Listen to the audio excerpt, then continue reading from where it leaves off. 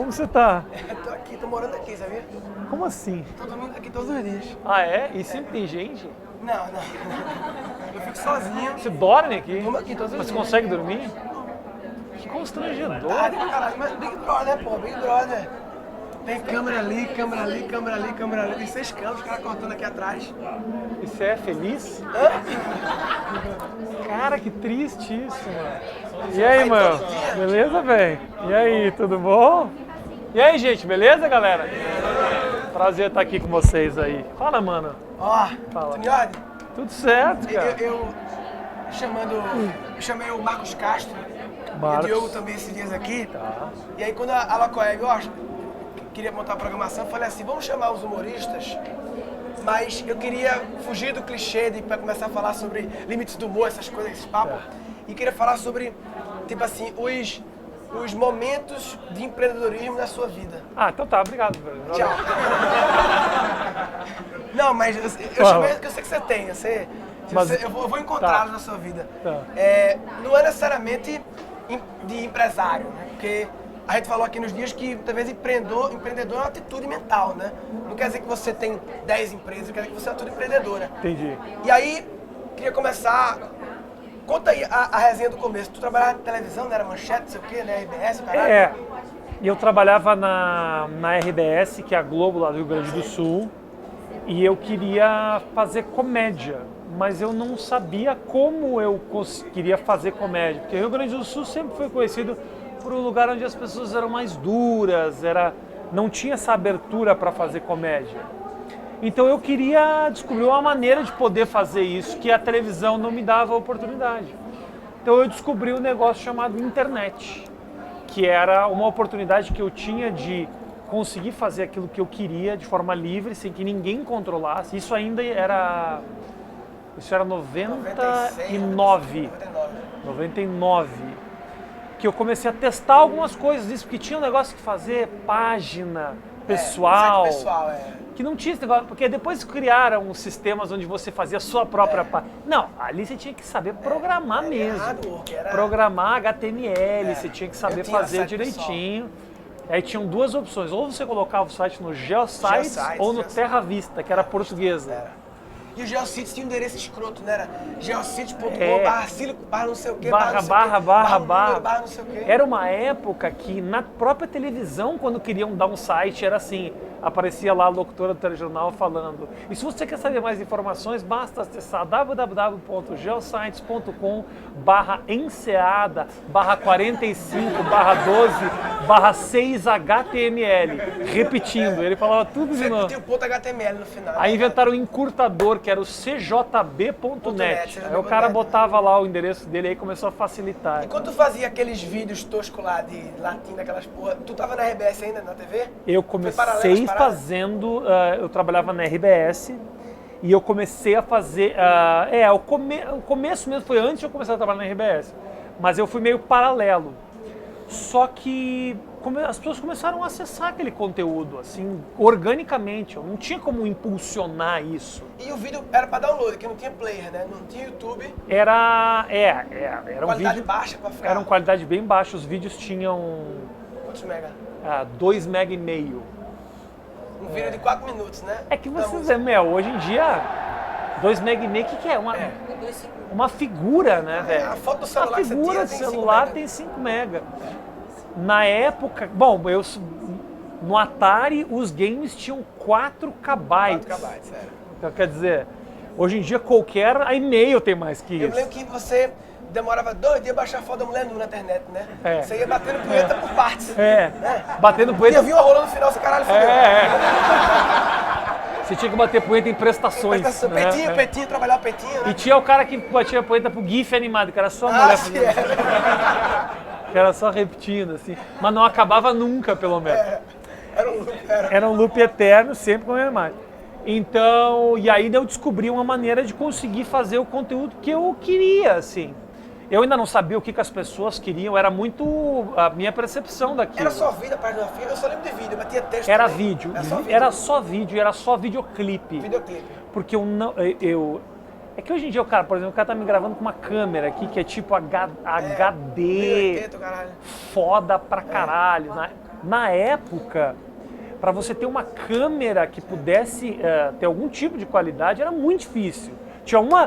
Você conseguia uma câmera que vendia no Paraguai, que era uma câmera que podia conectar no computador, mas assim, era difícil porque tinha uma conexão que era por FireWire, nunca USB, porque o USB era muito lento. E aí você tinha que conectar por FireWire, mas era uma placa que só vendia fora do Japão, assim, tipo, era um negócio muito absurdo para fazer vídeo. Hoje em dia, qualquer uma pessoa com celular consegue fazer um vídeo. Chega a ganhar dinheiro com página fia, não? Dinheiro não? Não. Página fia nem real. A internet, cara, para mim nunca foi uma maneira de ganhar dinheiro. A internet sempre foi uma maneira de me conectar ao público. Eu penso o seguinte, a minha conexão com o público é mais ou menos um cabo. Eu tenho eu aqui e o público está do outro lado. A internet é uma maneira que eu tenho de chegar nele. O dinheiro vem do público, nunca vem do cabo. O cabo é uma maneira de me conectar ali, entendeu? É uma maneira de me conectar ao público. Porque eu cheguei à conclusão que ganhar dinheiro com a internet naquele momento era praticamente impossível. Hoje ainda tem gente que aí vai lá e cria um canal no YouTube, aí reclama, porque fala, não, mas o YouTube me paga tão pouco. Velho, para colocar um vídeo na internet, por exemplo, eu colocava meu vídeo eu tinha um servidor brasileiro que eu colocava os vídeos e pelo acesso dos vídeos, como tinha muita transferência de arquivos e ninguém usava vídeo, pagar caro, compra. Eu não pagava, claro. Eu fiquei devendo para todos. Porque chegava no final do mês e era tipo R$4.000 para pagar. Aí eu dava um calote aqui. Dei calote na local web, velho. Se você buscar. Se você buscar, Luiz, é verdade. Meu nome tá lá, tem uma conta que eu nunca paguei, velho. E a turma agora tá mal acostumada querendo ganhar com a internet. Pô, já não tá pagando, tá bom, né? É bom que queira ganhar, porque afinal de contas, hoje em dia também esses lugares estão ganhando dinheiro com a sua criatividade, mas é importante também as pessoas pararem para se dar conta de que é uma logística muito complicada de você conseguir possibilitar o acesso a esse conteúdo. Então, para uma pessoa acessar um vídeo no YouTube em HD, em altíssima qualidade, tem alguém que está segurando esse conteúdo e disponibilizando ele a qualquer momento, com alta qualidade, sem travar, quer dizer, é um custo de execução muito complicado. E que hora tu pegasse assim, pô, que tu tava na RBS, a RBS, pra quem não conhece, é uma empresa foda, né, RBS, né? É a maior filiada da Globo do Brasil. Exatamente. É um grupo poderoso de comunicação do Rio Grande do Sul e Santa Catarina, né? Jornal 0 Hora, o caralho. Ou seja, era um emprego bom que você tinha. Tu não ganhava fortuna, eu acho, mas era... Você tava... Não, era o que... Era onde você queria chegar lá. Na RBS, com certeza. Né? E aí, em que momento tu falasse assim, não, eu vou sair dessa porra aqui, Eu tomei muita porta na cara porque eu queria fazer comédia. E no Rio Grande do Sul... Eu era jogador de basquete e eu jogava basquete e eu trabalhava ao mesmo tempo. Não. Eu fazia principalmente coisa de programa jovem, mais assim, programa de vestibular, programa férias, umas coisas pra Coca-Cola, eu fazia as coisas bem jovem na época. Aí tu levasse porta na cara e tu fazia humor lá. E aí eu queria fazer comédia, só que eu não tive a oportunidade. Aí um dia aconteceu isso. Eu botei um conteúdo e eu comecei a receber e-mails de gente da Islândia, da Suécia, e brasileiros que moravam no Canadá. E eu falava, cara, se eu trabalho na televisão, a televisão ela tem um acesso, né? A antena da televisão, ela chega até um lugar. Depois desse lugar, a antena não vai. A conexão através de computadores não acaba nunca. Eu falei, poxa, é muito melhor eu produzir para isso aqui, eu tenho condições de acessar muito mais gente do mundo inteiro do que eu ficar fechado na caixinha da minha antena. E esse cotoco de quero fazer humor, era por quê? Qual é a tua influência de, eu quero fazer humor, por que essa mania de querer fazer humor? Tu via um gringo, achava foda e tu queria fazer também? Teve algum gringo influenciando? Qual era? Era Seinfeld? Por que esse cotoco de fazer humor? Cotoco? Cotoco é uma... Cotoco é uma pessoa que não tem um braço. Esse cotoco é tipo... Cotoco é uma coisa que fica te cutucando, entendeu? Eu inventei agora, mas parece. Tá bom. Então, cara, eu me achava engraçado. Acho que todo comediante começa assim. Eu nunca fui o piadista da turma. Eu era o cara que ficava no cantinho da classe e aí esperava uma brecha da professora e falava um absurdo e a galera ria. E isso me fazia bem, a vida inteira me fez bem. Então eu Mas cheguei... tinha alguma influência, tinha algum gringo que tu gostava pra caralho, não? Na época não, cara. Quando eu comecei a querer fazer comédia, eu não tinha uma referência de comédia. Quando a gente começou a querer fazer o tal do stand-up comedy, eu fui morar nos Estados Unidos em 99. Por que tu fosse pra lá? Eu fui pra jogar basquete. Eu tinha uma bolsa pra jogar basquete e eu vi na televisão. Eu queria muito fazer comédia no palco, que já existia aqui. De o cara subir, falar as coisas, fazer os personagens. É um tipo de humor muito antigo. E eu queria muito fazer isso, mas eu não tinha o menor talento para fazer isso. Então eu falei, eu quero fazer jornalismo e eu queria usar essas observações que eu tenho em forma de humor. E aí nos Estados Unidos tinha um canal disso, que era o Comedy Central, que você ligava e tinha um cara que falava, oi, tudo bom? Meu nome é José das Couves e tal. E aí ele contava a história dele e a percepção de mundo dele. Não era a percepção de mundo do personagem que ele criou, era a percepção de mundo que ele tinha. E eu falei, eu acho que esse é o meu caminho. Mas aí tu tinha um site que não te dava grana, tu saísse da emissora e aí tu fosse na raça pra São Paulo, sem R$1, sem receita, tu não tinha receita? Eu bati um carro no Rio Grande do Sul, tive perda total, R$8.000. Eu vim com R$8.000 para São Paulo e aluguei junto com um amigo meu, um apartamento de 20... Tava com o Júnior já, não, nessa época? Não, com a minha mulher não. Conheci minha mulher um ano depois. Aí chegasse em São Paulo, o que é que tu fizesse aqui? Chegasse aqui e aí? Cara, e aí eu fui tentar trabalhar. E aí jornalismo eu fui tentar, não, nunca aqui em São Paulo. Jornalismo nunca. Eu queria trabalhar em televisão, velho. Meu sonho era trabalhar na televisão. Eu trabalhava em televisão lá. Bateu essa porta? Aqui, cara, de cara eu caí na Rede TV. Existia já a Rede TV? Existia já a Rede TV, ela nunca existiu. Ah, as pegadinhas, né? Eu fiz pegadinha pro João Kleber. Pegadinha, é verdade. Fiz 2 pegadinhas pro João Kleber, das quais eu me arrependo amargamente. Aí um dia eu li um artigo, aí eu fui um dia no programa da Luciana Gimenez lá, e aí fizemos um trote pra minha namorada, que era um trote armado, totalmente. E eu li um artigo que era do Leão Lobo, que dizia, me destruía, assim, tipo, minha carreira nem tinha começado e a gente me destruindo. Pô, esse cara parece um cara inteligente, por que ele tá fazendo esse tipo de coisa? E aí meus amigos me mandaram, falaram, olha o que esse cara escreveu, puxa, por que ele fez isso? Foi tão legal. E eu olhei aquilo e falei, esse cara tá certo, velho.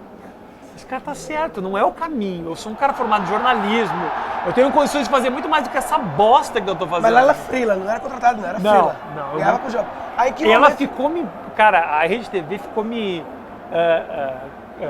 falando que ia me contratar durante meses e meses e meses, e eu trabalhando assim, a cachezinho. E aí o primeiro trabalho que eu tive, tudo bom? Eu tive o primeiro trabalho mesmo aqui, eu trabalhei no telesexo. O que é telesexo? Aqui é pra propaganda? Eu trabalhava... Tu atendia? Eu não fazia gemido? Eu não... Não, eu não fazia o gemido ao vivo. Ah, gemido gravado? Gravado. Fake, era João Kleber do telesexo, tu por aí. Ah, não. João Kleber. Vai gozar? Para! Não. Eu fiz o seguinte, tipo, uma pessoa ligava para escutar histórias ou diálogos, que era. Então a pessoa ligava assim e era o serviço adulto, se eu não me engano era da Vivo. Mas como é que você arruma esse emprego? Rapidinho. Caralho, deixa eu falar, porra! Como é que arruma esse emprego? Fala, você tá ansioso? Como é que arruma esse emprego? Como é que o cara tá em casa assim, com essa história. Telesexo, como é que faz? Ah, isso é uma boa história, isso é uma boa história. Caralho. E eu tava na academia, e aí um cara... Porque o negócio da página do Rafinha ficou meio... Era uma coisa meio conhecida na época. Era. Então sabiam que... Ah, o cara lá da página do Rafinha... Porque não existia ninguém produzindo vídeo independente na internet. Eu fui o primeiro cara a produzir vídeo independente na internet. Não é de humor, não. Independente. O primeiro cara a fazer vídeo. E tu me caminhava por e-mail, viralizava por e-mail. Você não tinha vídeo, não tinha como controlar os acessos, mas sabia que... Eu fazia vídeo, cara, antes do Terra fazer, do UOL fazer. Sim, eu lembro. Antes do Terra se chamar Terra. Zais, né? Se chamava Zais. No Tecnet. E aí antes era EasyWay. Bom, e aí eu comecei a fazer... É o telesexo, pá, esse emprego aí. E aí eu estava na academia e eu precisava de trabalho, eu tava lá e eu tava conversando com um cara e ele falou, nós estamos precisando... Você é jornalista, né, também, né? Eu falei, sou. Cara, eu tô fazendo um esquema, eu preciso trazer umas pessoas para fazer um trabalho para Vivo. Era telefônica, né? Não era telefônica, era outra coisa, era... Não era Telesp, era antes disso, eu não lembro. Antes telefônica? Não me lembro como é que era o nome do sistema. E aí ele falou, até lá, eu cheguei lá, o cara falou, ó, é um canal adulto, onde você vai fazer a voz de sexo. Aí eu falei, desde que eu não tenha que chupar rola aqui. E também eu tava passando tanta fome que talvez se eu tivesse que chupar rola... Não gozando na cara, né? Tá não bom. gozando na cara. E aí eu comecei a fazer lá, e era um negócio. E aí eu cheguei, mas era um negócio ridículo, porque você imagina assim, telesexo, você imagina umas gordas assim num canto, assim, um negócio meio trabalho escravo. Não, era um negócio na Paulista, com baias. Eram baias. Tipo telemarketing, mas não era. Mas aí eu gravava em estúdio os áudios. Eram 3 homens e 3 mulheres. Você lembra algum textinho assim lá? Então, eram 3 homens e 3 mulheres. E aí você fazia ou as histórias que você contava sozinho, que era tipo, tudo bom, meu nome é Zeca e eu gosto de transar com cavalos. O meu negócio é cavalo, eu acho a pica do cavalo na minha boca, era um negócio assim. E aí, mas tinha outro texto, eu lia o texto e tal. E aí fazia, tinha todas umas técnicas de como parecer que você estava fazendo. E aí tinha mulher também. Só que, como tinham áudios eróticos que eram heterossexuais e homossexuais. E eram 3 caras e 3 mulheres. O problema eu chegava às 2 horas da tarde. O outro cara na escala chegava às 2h30 e eu ficava até às 3. A primeira mulher chegava às 3, ou seja, eu nunca comi ninguém, nenhuma mulher. Então todos os áudios que eu fazia ou eram histórias heterossexuais e homossexuais ou diálogos gays. E os outros 2 caras eram locutores, que tinham uma voz muito grossa, ou seja, sempre eu tomava no cu. E teve alguma história? Porque eu ainda mais tinha sotaque mais de gaúcho ainda, então era pior ainda, velho. E teve alguma história alguma vez assim do caba, eu quero comer bebê, essas coisas assim? Teve algum cara falando? Não, nunca tive. Não. Influência dessa Você acha que a Vivo vai patrocinar áudios que tenham pedofilia envolvida? Não, acho que não. E aí tu tava fazendo telesexo lá, emprego bacana e tal, né? R$150 por hora eu ganhava. Oxi, Trabalhava 2 horas por semana, R$300 por semana. Cara, era uma grana que eu não imaginava. Eu ganhava mais fazendo isso, trabalhando 2 horas por semana, do que sendo jornalista no Rio Grande do Sul. E aí a comédia stand-up, qual foi a primeira vez que tu subisse no palco? Quem foi aqui? Eu comecei a fazer publicidade. Eu descobri que eu comecei a fazer propaganda pra caralho. Assim. Comecei a fazer muita propaganda. Tinha época que você ligava no Jornal Nacional, tinha 3 propagandas minhas, uma atrás da outra, assim. Eu comecei a dar certo nesse negócio, porque a publicidade, para quem é ator, para quem é comediante, ainda é um lugar muito justo. Por quê? Se o cliente não tem... porque eu conheço fulano que vai me colocar... Não, você entra num teste com 200 pessoas. Se o cara olha assim, puta, esse cara é o cara, olha a cara dele, é essa cara que eu gosto. Aí você vai. Então eu comecei a ir muito bem. Por quê? Porque quando eu comecei a fazer comédia, isso era aqui em São Paulo, né, 2003, quando eu cheguei aqui para morar. Comediante sempre foi conhecido por ser gente muito feia. Quando você pensava em comediante há 10, 15 anos atrás, era o Tiririca, era o Shaolin, era os caras todos da escolinha do professor Raimundo. O Batoré, os caras da praça, era tudo cara mais velho, tudo cara mais velho com cara engraçada. E eu fui um dos primeiros caras que os caras olhavam e falavam, esse cara, ele pode ser um pai de família, ele pode ser um filho engraçado, ele é um comediante, ele é um cara engraçado, ele não é um ator que fica interpretando, então eu comecei a fazer muita publicidade. E nunca... Você da Globo, não foi? Globo.com? Fiz Globo.com, fiz Vivo, cara, fiz tudo. Fiz Embratel, faço um 21, eu fiz todas as comerciais. Clube Social, Leroy Merlin, Anador, nossa. E aí, num desses testes, eu conheci a Marcela Leal. E a gente começou a conversar, eu faço comédia, ela falou, vai assistir meu show. Ela me deu um convite do show dela. Um show, Marcela? Chamava TPM, que era um show de personagens. E aí eu falei, cara, você faz isso, olha que legal. Eu vi um negócio nos Estados Unidos chamado stand-up comedy que eu tenho muita vontade de fazer. E ela... Você não sabia dessa história, né? Eu sabia que você começou com a Marcela, mas não é que ela tinha esse show TPM. Ela tinha um show E eu fui no show dela pra assistir, porque ela falou, eu queria fazer stand-up. Ela falou, caralho, eu conheço stand-up, eu já ouvi falar disso. O Cláudio Torres Gonzaga, que é um cara no Rio de Janeiro, ele tá pensando em fazer umas pessoas, um grupo de estudo sobre isso. E aí, nesse dia, olha que loucura, eu fui no TPM, que era o show dela, mas eu errei o show e fui num show chamado Terça Insana. Eita, ela Terça Insana. Mas ela já era pequena ainda ou já estava grande a Terça Insana? A Terça Insana era grande, já era numa avenida, já era um show para 300 pessoas, assim. E aí eu conheci o Mansfield. Marcelo. O Marcelo Mansfield. Na época a Terça era Grace, Marcelo, quem mais? Era Grace, Médici? o Marcelo... Não, o Médici já tinha saído. O Marcelo Mansfield, o Luiz Miranda, a Ângela Dipp, a Ilana Kaplan. E era o maior show do Brasil de humor, eu acho, né? Era o maior foi uma produto de humor do Brasil. Cara, né? foi o que nos abriu a porta pra fazer o que a gente Aí tu começou conheceu a o fazer. Mansfield, ele já queria fazer stand-up já, o Mansfield. O Mansfield no show dele meio que já fazia um pouco. Sim. Vestido de personagem, ele fazia esse negócio que é esse humor de cara limpa, que não tem caracterização, nem iluminação, nem nada. Mas a gente falou, vamos se reunir para pensar e fazer isso. E aí começou a partir dali essa semente. Que foda. É foda essa história, porque a gente vê quando... Já lê essa biografia do Steve Martin já? Eu li, a biografia. Ele conta meio que o começo do stand-up nos Estados Unidos. E é louco pensar que daqui a 30 anos, essa história vai ser a história do início da comédia stand-up do Brasil. Esses caras indo no show errado, encontrando Marcela. O Diogo em Curitiba devia estar já movimentando nessa época, não? O Diogo fazia alguma coisa, mas acho que também era uma coisa mais de personagem. No Rio de Janeiro,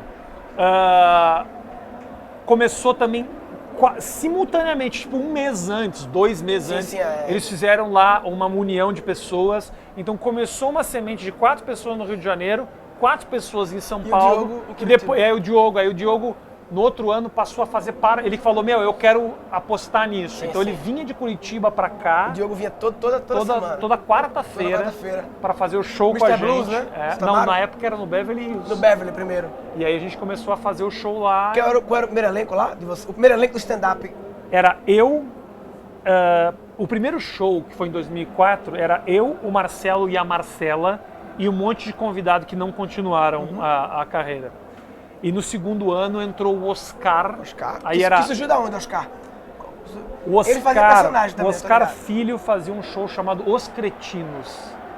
E aí, quando a gente começou a pensar quem que a gente vai chamar para fazer o stand-up com a gente, eu falei, deixa eu ligar para um cara. Eu liguei para o Oscar Filho de uma mesa no restaurante Mestiço. Sabe qual é o Mestiço?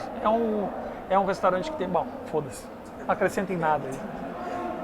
Essa história nem tá interessante, só pra você tá interessante. É, sério? Eu acho lindo isso, eu acho que essa é a história da comédia brasileira, eu acho isso lindo, assim. Porque... Não, foi importante, foi um momento muito... E aí eu conheci o Rafinha, porque eu comecei a fazer no Recife, queria fazer stand-up, aí vi os caras fazendo em São Paulo, Clube da Comédia, mandei um e-mail, queria fazer também, não sei o quê, tem como abrir um pedacinho pra fazer, open mic, né? Isso. 5 minutinhos, aí eu mandei um texto. Porque você era muito fã do Seinfeld, né? Eu adorava o Seinfeld, viciado no Seinfeld. Posso fazer um texto? Mandei um texto, Marcelo Menso aprovou. E eu peguei um avião de Recife para São Paulo para fazer 5 minutos no show de vocês. Quando eu cheguei lá, você já estava com 2 sessões já. Vocês faziam já 2 sessões. Que ano era isso? No Mr. Blues, 2006. Isso. No Mr. Blues, Santo Amaro. E aí, na mesma noite, eu me lembro, o Fábio Rabin subiu no palco pela primeira vez, na primeira sessão. Caralho. E na segunda sessão fui eu. E o Danilo Gentili tinha subido no palco pela primeira vez. Uma semana antes. 2 semanas antes. O Danilo... Ele era o fã do show dos caras e ficava enchendo o saco no Orkut, lembra? Comunidade, ficava falando merda com o íconezinho, com o chapeuzinho assim, eu me lembro. E aí enchia o saco. E você sabe que é o seguinte, uma coisa muito louca, que eu nunca contei isso, mas o Danilo foi um cara que começou a fazer participação no nosso show e ele tinha um texto muito bom, mas a performance dele era terrível, mas era engraçado, porque era tímido, mas funcionava pra caralho, assim. E os caras olhavam e falavam, que legal. E eu falava, eu não entendo, não entendo o que vocês estão vendo aqui. Mas aí eu comecei a sacar qual é que era a pegada do cara, porque eu já encontrei meio que a minha persona muito rápido, assim. O Messi já fazia isso há muito tempo. E aí o Danilo ficou nessa de fazer durante um tempo, até um certo momento que a galera falou, meu, vamos chamar o cara para fazer o show, para fazer parte do elenco. Aí éramos o Oscar, o Márcio Ribeiro, o Diogo Portugal, eu e a Marcela. E aí vamos fazer o Danilo. E eu e o Mansfield falava, não, esse cara não tem condição de subir, o cara não consegue ficar de pé aqui em cima. Só que o cara era muito disponível e parceiro. Toda vez que alguém tinha qualquer tipo de problema, o Danilo ia lá para participar do show. E aí um dia eu falei pro Marcelo, cara, o cara tá evoluindo pra caralho, tá junto com a gente, vamos chamar o cara pra fazer parte do show. E aí, eu acho que... E até hoje, na cabeça do Danilo, eu fui o cara que barrei ele do show. Mas ele acha que eu quis fuder E acho que o ponto de virada, eu acho, foi novamente vídeo, né? Porque o Rafinha, ele... E aí eu acho que isso pra mim é uma atitude empreendedora, né? Porque todo mundo tava fazendo um show e você teve a atitude de pegar, gravar as paradas, que você já não mexia com vídeo, editar, e começou a jogar vídeo no YouTube, que tinha acabado de lançar o YouTube, acabado de lançar. Porque, cara, quando eu comecei a fazer comédia, foi muito louco, porque o trabalho que eu fazia na internet de imitação e de personagem e de clipes, essas coisas que eu fazia, não combinava com o trabalho de stand-up comedy, que era um trabalho um pouco mais crítico, uma brincadeira um pouco mais sarcástica, era um outro lado meu ali. E eu falava, como é que eu vou fazer pra eu evoluir? Eu sinto que meu humor evoluiu. Como é que eu vou fazer para utilizar essas pessoas aqui? Então, eu falei, caralho, o ponto de encontro é audiovisual, né? É o lugar que a gente pode se encontrar. Só que eu tinha esse problema logístico de aonde que eu vou colocar os vídeos. Eu ainda tinha esse problema, porque não existia um lugar. Era muito difícil as pessoas... Eu tinha que botar um arquivo zip que as pessoas baixavam para ver o vídeo. E aí, logo que surgiu o YouTube, eu falei, caralho... Você sabe que é muito louco, porque eu trabalhava na RBS e é conhecida essa história. O YouTube nasceu em 2005. Em 2001, quando eu trabalhei lá, eu cheguei para os caras e falei assim, e que tal se a gente criasse uma plataforma onde as pessoas pudessem postar o seu conteúdo e a gente pudesse deixar que elas postassem e deixar que elas divulgassem e deixar que os acessos do portal crescessem organicamente. Você propôs isso para a RBS? Caralho, que louco. Não tinha a ideia do que era o YouTube, mas eu falei, caralho, a evolução é essa. Que na verdade exista um lugar era uma ideia para suprir o seu problema, né? Você tinha um problema e tem que resolver esse problema de botar o negócio. Porque as redes de comunicação sempre têm essa linguagem, ela despeja conteúdo, ela nunca espera nada em troca. Eu não sei. Então e aí quando surgiu o YouTube, eu falei, eu vou gravar os stand-ups que eu falei, tem 2 minutos e nesses 2 minutos tem 15 piadas, quer dizer, olha, em 2 minutos ele tem um monte de motivo para rir de um texto que ele nunca viu, porque fui eu que escrevi. Perfeito, Então o stand-up, ele caiu como uma luva nesse negócio do YouTube, porque ele encaixava perfeitamente. Não dependia muito da qualidade do conteúdo que você estava, da qualidade visual daquilo, bastava ver o cara falando. E aí, na hora, viralizou. E viralizou muito, é muito louco, porque o YouTube bombou, mas o que fez viralizar mesmo não foi o YouTube. Era o seguinte, as pessoas pegaram o vídeo do casamento, que foi o vídeo que bombou muito, e se mandavam por e-mail. Era uma época que a gente recebia muito vídeo por e-mail. E aí, o show começou a lotar. Não sei se a galera sabe, mas no outro dia. O Rafinha, antes do CQC, ele já lotava os teatros em São Paulo, lá no teatro pequeno, né, o Crowd Plaza, só por causa do YouTube. Né, que lotava os teatros lá. E aí, o ponto de virada, assim, de explosão foi o CQC, né? Que o CQC, o cabo do CQC, os caras do casting, de elenco, trabalhou pouco, né? Que ele foi no único show, pega os caras do dinheiro e contrata, né? Porque não foi assim? Cara... Tipo assim, era Oscar no palco, tu, Danilo no palco. Já contratou metade do elenco ali numa lapada só. Foi. Eles foram assistir os shows de comédia que estavam acontecendo por aí e foram ver quem é que se encaixava melhor naquele perfil. Eles já me conheciam porque eu tinha feito um trabalho para Bandeirantes e foram assistir o show Clube da Comédia e conheceram o Danilo. Uma coisa que a única coisa que eu tenho, eu achava genial, porque ele botava os vídeos na internet, sempre com a música no começo, aquela musiquinha, depois vinha o vídeo. Você é horrível cantor. Como é que é a música? E aí passava no site da APAI, inclusive. E aí, era do caralho que todos os vídeos tinham isso. Aí quando você ia no show dele, quando você entrava no show, tava tocando essa música, não era? Era tudo pro YouTube. E eu olhava e fazia, caralho, que filho gaúcho, filho da puta, marqueteiro, que você entrava meio que no clima de caralho, as músicas dele dentro do clima E era do muito YouTube. louco, é o seguinte, na época, a minha divulgação toda era o YouTube. Então eu não podia, de jeito nenhum, permitir que o conteúdo do meu show caísse na internet. Porque as pessoas buscavam muito pelo meu nome, e o YouTube tem essa coisa que ainda tem hoje, o Google faz muito bem, de associar os conteúdos, então um conteúdo vem aqui, o outro já, e aí quando vê, tudo é do Murilo, tudo é do Rafinha, então fudia o texto. Porque ao contrário da música, na piada você não ri duas vezes, a não ser que você tenha alguma lesão cerebral, alguma coisa. Porque piada, uma vez você ouviu, você matou ela. Então assim, eu tinha que esconder o show, então... Quando eu tava fazendo o show e tinha uma luzinha... Ah, tu ficava puto, eu me lembro disso. Mano, eu falava, por favor, desliga a tua luz, porque você tá me gravando, você me fode. Aí eu tinha... era uma merda, cara, uma merda. Aí veio o CQC. Aí, então, até agora eu quis falar essa história porque é a história que pouca gente conhece. A partir daí, todo mundo meio que conhece as histórias, e aí eu ia sugerir das pessoas perguntarem. Claro. Acho que aí, CQC, a liga, não sei o quê, blá, blá, blá. Pergunta o que quiser, mesmo de lá de trás, sem problema. Então, quem quer fazer alguma pergunta aí? Levanta a mão primeiro, e aí, quem quer perguntar alguma coisa? Quem? Du, fala aí. Você já chegou num ponto onde, tipo, muito do que acontece na televisão e, tipo, na internet já passou por você. O que você almeja, assim? O que você tá olhando hoje que você vai falar, pô, eu gostaria de fazer isso? O que eu mais quero hoje, cara, é entender isso aqui. Entender essa... Eu não quero ficar velho. Isso é Eu foda. corro um risco muito ruim de ficar velho, que é... passou o tempo do cara. O cara já não tá mais falando... Porque o meu conteúdo talvez não... eu sei que o meu conteúdo é bom, eu confio nele. Mas como que eu vou fazer para colocar esse conteúdo da maneira mais gostosa possível de absorver? Então, eu não tenho um projeto de eu quero chegar nesse lugar.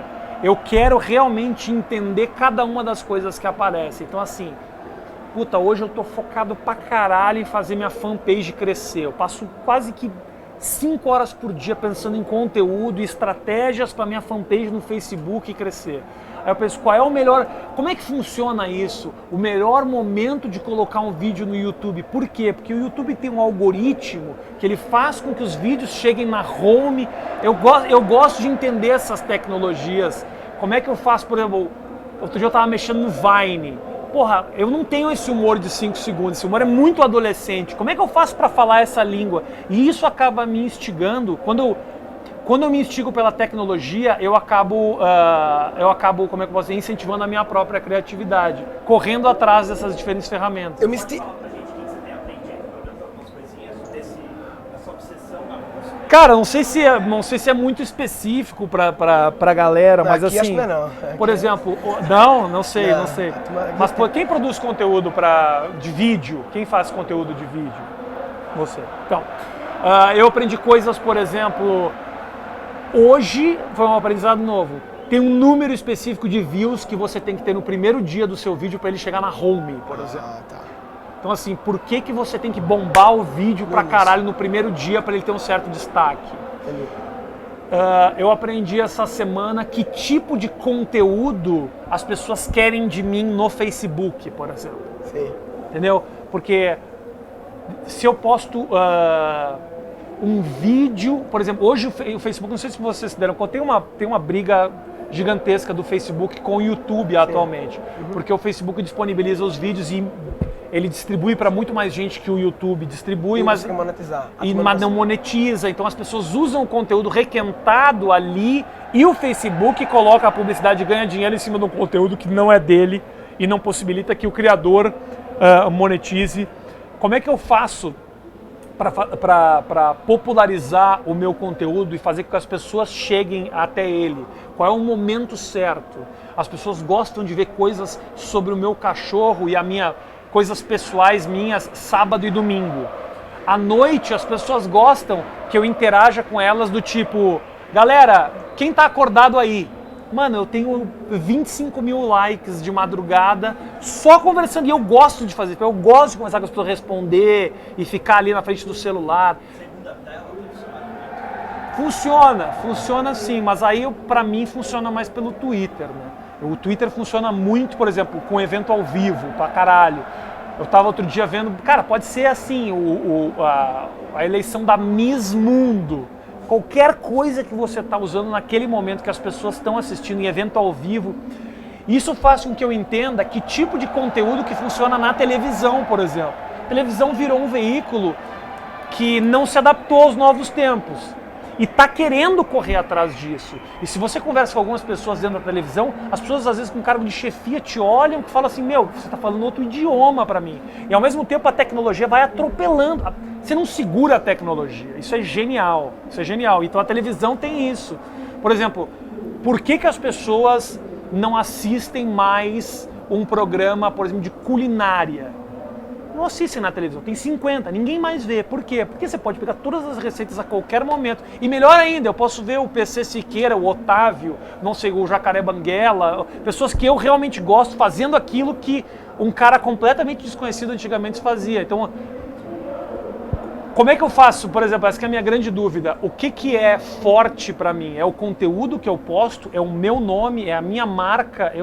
Eu tô tentando entender isso. Ó, eu acho fora tu falar esse negócio, dessa obsessão, entender as coisas pra otimizar e tal, porque eu jogo uma pelada com os humoristas, a maioria meio que começando, galera que não tá na mídia e tal, ainda a galera até boa. E eu vejo assim, a galera resmungando muito de porra, não sei o quê, oportunidades, a carreira, resmungando. E da pelada que eu jogo, acho que não tem nenhum cara que faz isso que você faz, de ficar pensando em, como meu conteúdo ir. E aí, tipo, teoricamente o Rafinha Bastos não precisava fazer isso, porque ele já tem não sei o quê. E eu acho foda que neguinho que tá precisando crescer, não tem essa preocupação. Eu chamo de transpiração, né? Isso é transpiração. Eu curto de ficar fazer. aprendendo essas coisas pra otimizar. Eu curto. E tu que já tem porrada de inscritos, teoricamente, não precisava disso pra sobreviver. E os caras reclamando que as oportunidades não vêm. Ai, meu Deus. Aí eu tô com a gente, ele não arruma trabalho pra mim. Porra, tem que se coçar, velho. Isso tem pra Eu sempre caralho. falo que na comédia, na música, tem essa história de ter um empresário que vê Luan Santana no bar e faz, esse menino aí, 10 milhões, e aí estoura. No futebol, sei o que, na comédia não tem. Porque a comédia não retorna 10 milhões. Então, ninguém vai chegar pra tu e vai, né? Você tem que matar no peito, né?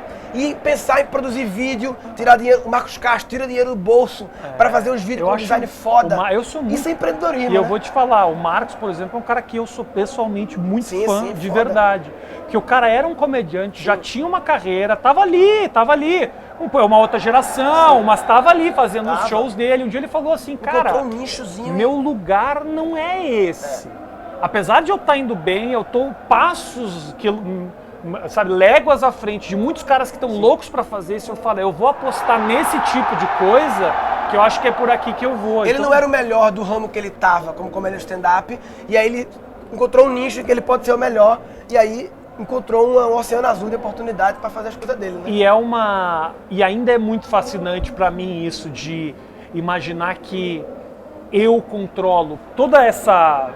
Ninguém tira, é o seguinte, ninguém tira isso de mim. Sim, é um Esse ativo seu, contato meu com o público e essa conexão minha com o público, ninguém me rouba isso. Você pode tirar meu emprego, você pode tirar qualquer coisa. Agora, se eu estou conectado diretamente com o público me leva para todos os lugares, se ele me quer, entendeu?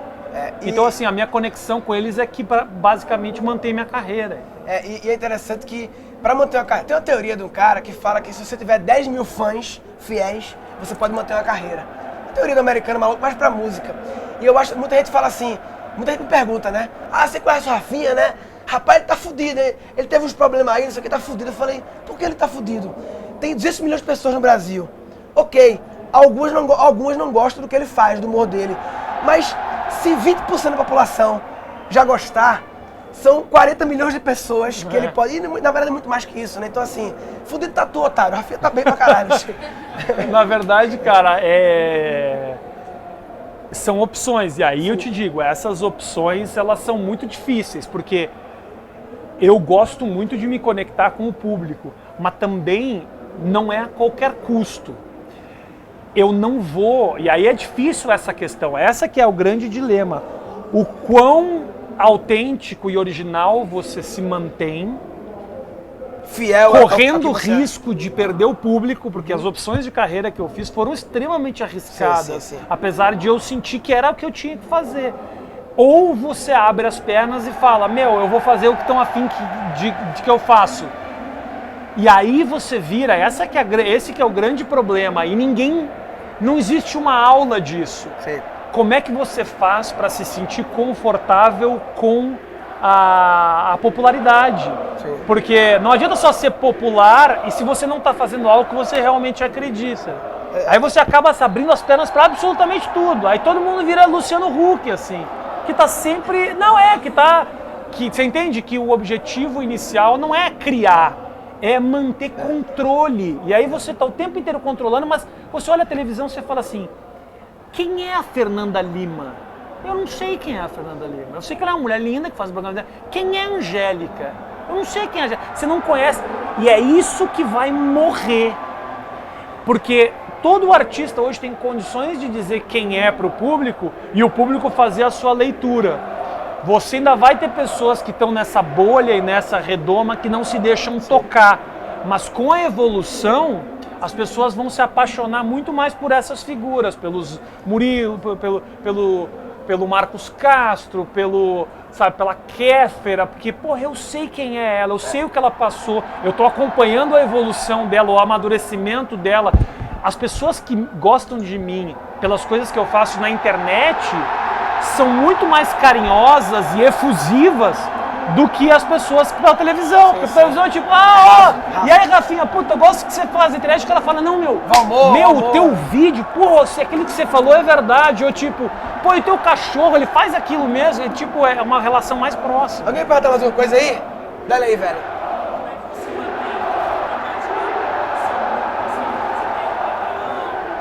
Como é que eu mantenho engajado? Fala. Aham. Você era considerado o cara mais importante do mundo, tal. Você tinha muito poder nas redes sociais. Sim. Daí daquele, tipo assim, o brasileiro é muito influenciado pela mídia. Sim. Quando aconteceu, ninguém eu não gosto mais de levar. Mas, cara, mas posso te falar uma coisa? É uma percepção um pouco que você comprou também. Porque não é assim. Eu saio na rua e mesmo naquele momento que parecia que todo mundo, eu odeio. Cara, o contato com o público ele é completamente diferente. As pessoas falavam, eu acabei dividindo muita opinião naquele momento e isso pode ter sido muito cruel para a minha carreira, mas na verdade nunca meu Twitter parou de crescer, nunca o Facebook parou de crescer. Show, agora sim, na percepção de quem não tem um espírito muito crítico e fala, pô, ele não deveria ter falado isso, com certeza talvez eu tenha perdido, mas eu só consigo manter o público conectado comigo quando o público entende que eu estou sendo verdadeiro no que eu estou fazendo. Se eu vou e faço alguma coisa que o público está sentindo, esse cara está fazendo isso só para... Eu não quero esse público que vai se deixar enganar.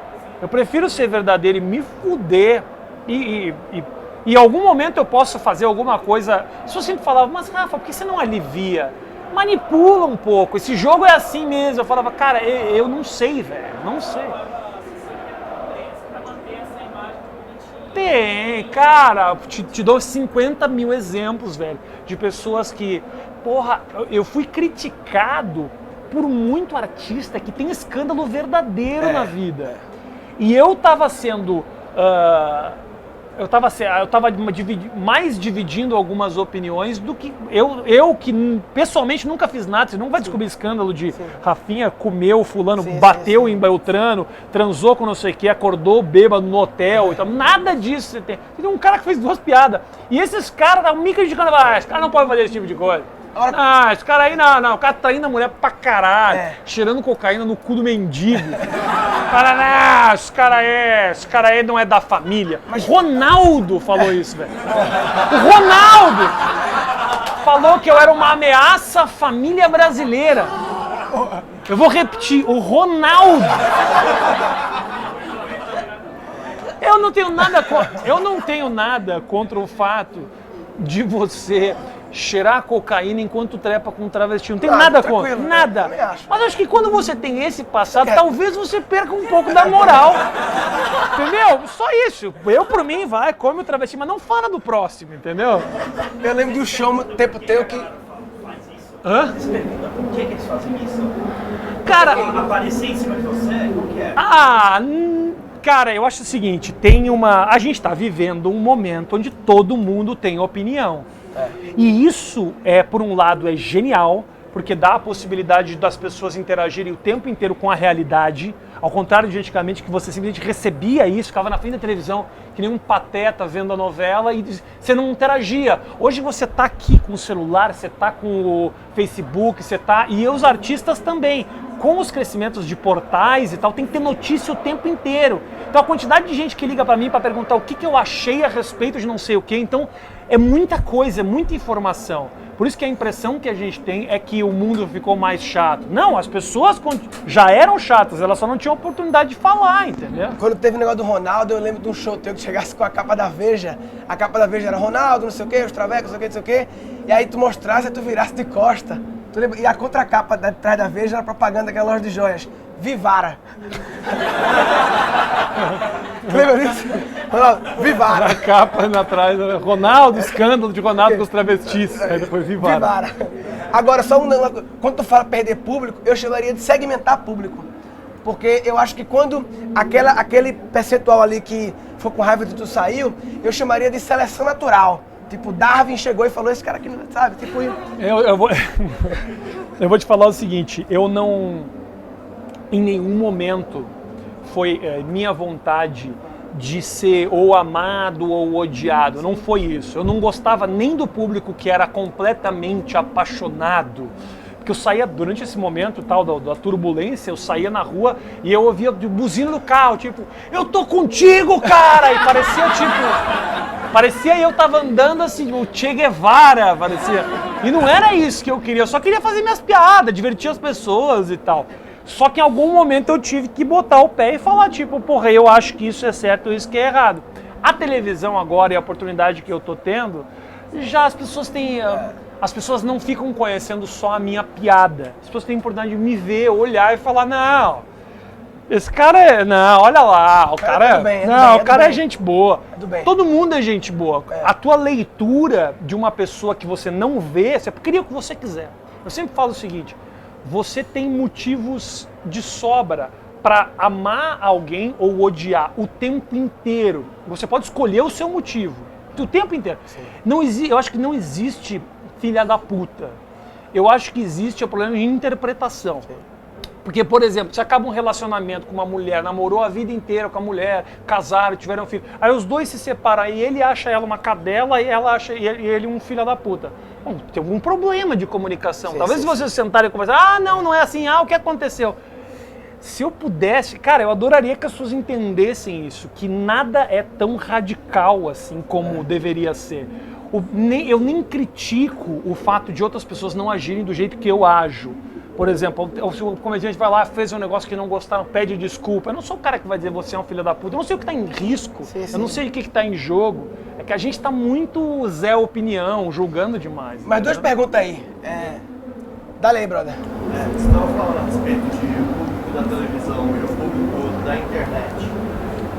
Hoje, você prefere trabalhar aonde? Mais no teatro, nos seus shows ou mais no seu talk show, entrevistas? O que me diverte mais fazendo, você fala? É o que você mais gosta de fazer? Eu gosto muito de produzir conteúdo para a internet, porque eu controlo tudo, eu tenho condição de fazer as coisas do jeito que eu quero. A televisão eu estou tendo uma liberdade que eu não imaginava que eu ia ter, isso está me deixando muito feliz. Mas eu ainda me divirto muito com essa coisa de fazer uma coisa em casa e postar, assim. De criar uma piada e falar, puta, olha, a galera gostou, a galera não gostou, a galera tá interagindo, ou respondeu fulano, eu gosto disso, assim. Eu gostaria que a televisão e o meu programa, por exemplo, se tornasse um ambiente muito mais interativo. Existem umas questões técnicas que impedem que isso aconteça, mas eu gosto muito da internet, não tenha dúvida. Minha vontade esse ano é fazer com que a televisão seja um ambiente mais participativo, entendeu? É isso. E aí eu vou estar ainda mais feliz. Mas Esse ano eu acho que vai melhorar também, porque assim, eu herdei um programa de televisão que não era meu. Então foi um processo de adaptação que foi muito desgastante, assim, sabe? Eu fazia um programa que tinha sido criado, que tinha evoluído com outra pessoa. Para eu conseguir fazer do meu jeito, eu tive que brigar, tipo, não, eu não gosto, não quero fazer assim, eu gostaria de fazer dessa forma. Então, e ao mesmo tempo eu estava voltando para a televisão depois de ter mandado todo mundo se fuder 2 anos antes, então eu tinha que pegar um pouco leve, para não assustar ninguém, entendeu? Então... A sua forma e a do Danilo são bem distintas, apesar de os dois fazerem um... Mas eu me via naquela estrutura de um programa que tinha sido criado para ele. A posição da banda era a mesma do programa antigamente, do sidekick era a mesma, a entrada, a vinheta, o passou na TV, eram coisas que tipo, não eram coisas que tinham sido criadas por mim.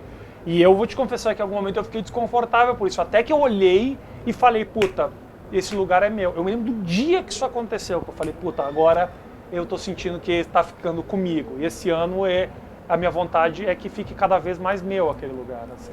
Fala aí, velho. Então, Rafinha, você começou a entrevistar até um pouco antes do seu programa, que foi naquele programa que você criou no YouTube, que são os 8 minutos. Eu queria saber como que você teve essa ideia, porque eu acho genial aquilo. 8 minutos, cara, nada mais é do que uma conversa entre amigos, assim, sabe? E aí é que você vê uma distância muito grande do que é a televisão e do que é a internet. A proximidade que a internet te possibilita. É assim, eu fiz entrevistas que eu consegui coisas muito legais na televisão, mas no 8 minutos sempre saiu uma coisa legal, porque era muito próximo, não tinha público, não tinha plateia, não tinha pressão.